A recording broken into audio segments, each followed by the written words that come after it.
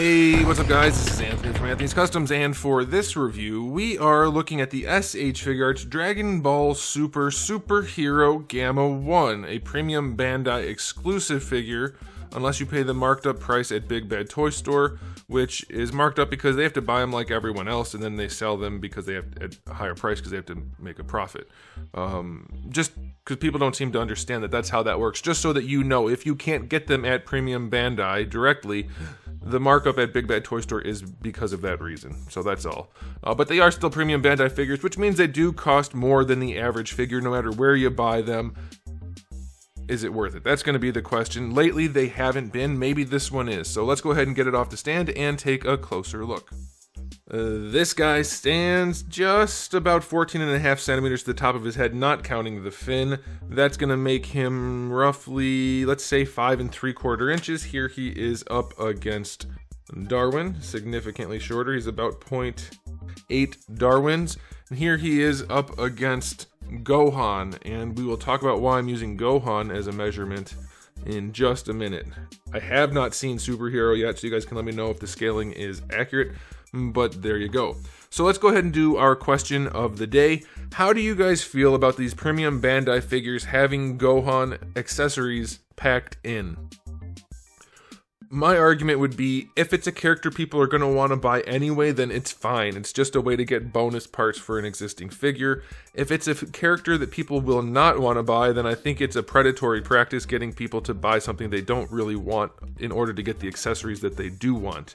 Now, I predicted before the movie came out people weren't going to care about the Gammas, but since the movie came out, people seem to be quite interested in them, in which case I think this is a fine practice. So that's question number 2, is how do you guys feel about the Gammas? Again, I don't know anything about the movie yet, so I can't say. Let me know. Alright, and then the last thing I want to mention is we did recently hit 200,000 subscribers. Thanks a lot, guys. In order to celebrate that, I will be doing a live stream this Saturday on this channel, 8 p.m. Eastern Standard Time. That's February 25th, 8 p.m. Eastern Standard Time right here. It's going to be a live Q&A. You guys can ask me anything you want, and there will be a giveaway at the end. So make sure you tune in for that. Alright, let's get into the aesthetic for this figure. It is mostly just molded yellow plastic, and they don't really match that well. Some of the parts are hard plastic, some are soft plastic, and so you have a different level of reflection. Like this part right here is a real matte finish. This part right here is not. I don't know how well that's going to show up on camera, being this weird yellow, but it is somewhat of an issue. I don't think you'll notice it too much while it's on your display, but there is no shading anywhere.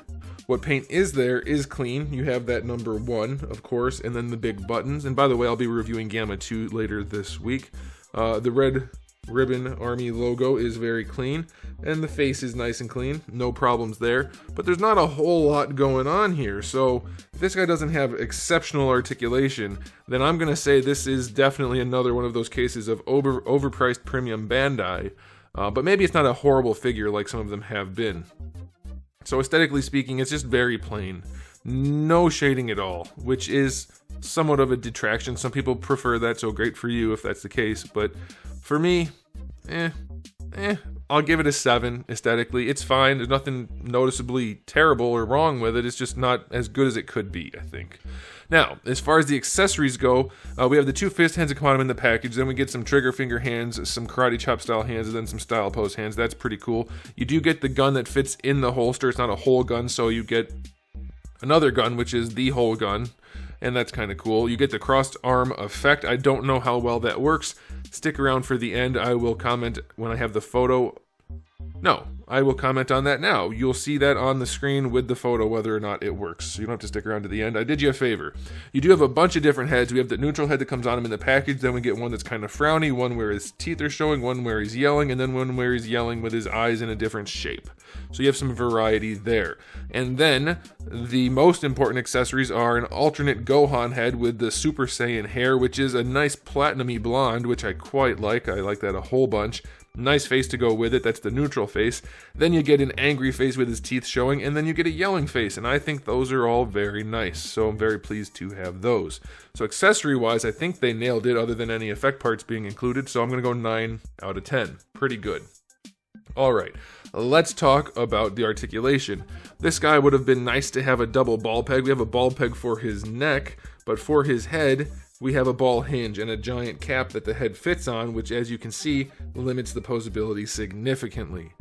They should have just a giant ball peg up there to let the head move around. So it is quite a nuisance to pose this guy. This cap basically restricts the movement a ton. Pain in the ass to pose his head.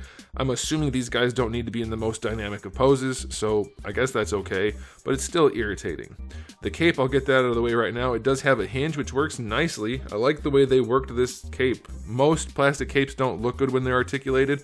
That one works just fine down or up, and even to the side a little bit, as long as you're only looking at it from the front. And that's because this part is a soft PVC and this is hard plastic, so that'll flex a little bit at the top and allow the cape to blow in the wind some.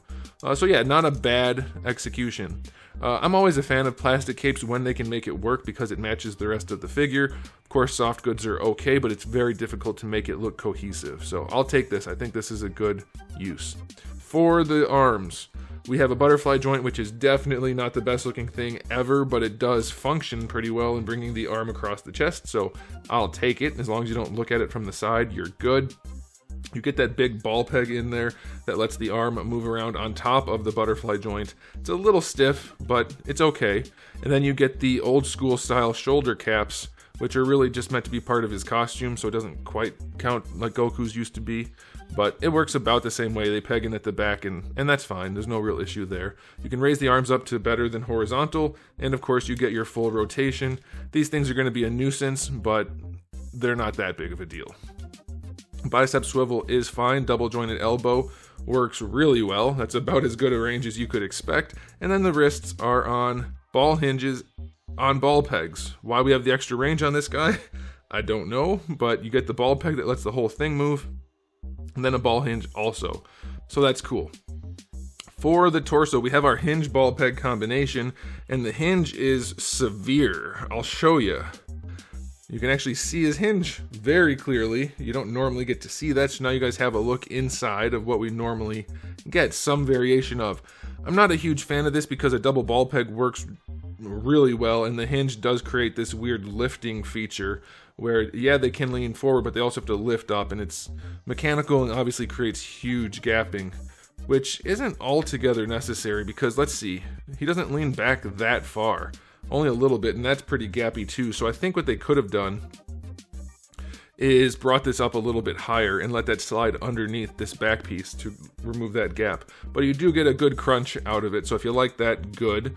Side to side is not bad, but that ball peg offers very little range. It's almost all just the hinge. Then you get a ball peg down here, which actually works really well. So I don't know why they put so much effort into these gammas. Their articulation is really solid compared to like Armored Krillin lately. That was a big bust.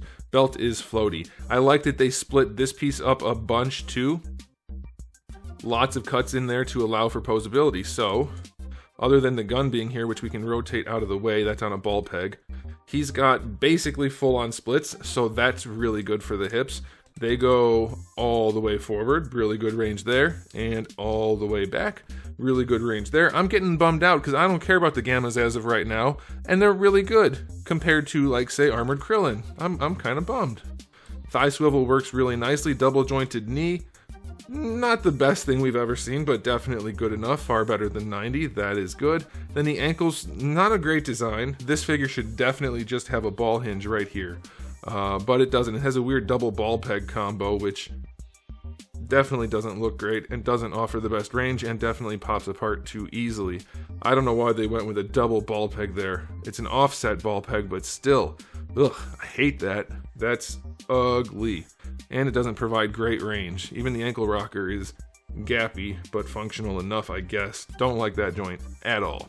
Lastly, we have a toe hinge, which is not bad. It's okay. So, all together, until we got down to the ankles, this guy is and I guess the neck isn't great, but this guy is a solid piece of action figure engineering, I would say. Not the best in the world, but definitely good enough. I'm going to knock off a point or two for the ankles and neck, so I guess that means he's going to have an overall rating of 8 out of 10 for the articulation. He poses pretty well, way better than he has any right to pose, considering, like I said, other PB figures have been pretty disappointing as of late. So I'm disappointed in how good it is, and I guess that's a good thing for those of you who like the Gammas. So, time for the final verdict on this release. It's not loaded with paint, but it definitely looks good enough. It definitely has tons of accessories, and it definitely poses overall really well. So I'm going to give it a final rating of 8 out of 10. It's a strong release. Hopefully I end up liking the character. Since I haven't seen the movie yet, time will tell. But for those of you who do, you win. This is a good one. I think you'll enjoy it. So there it is, guys. Thanks for watching. If you enjoyed the video, please do give it a thumbs up. If you didn't, you can give it a thumbs down. And if you haven't subscribed, you probably should. I have new videos almost every single day and thousands already on the channel. So make sure you come back for all of that. In the meantime, keep collecting.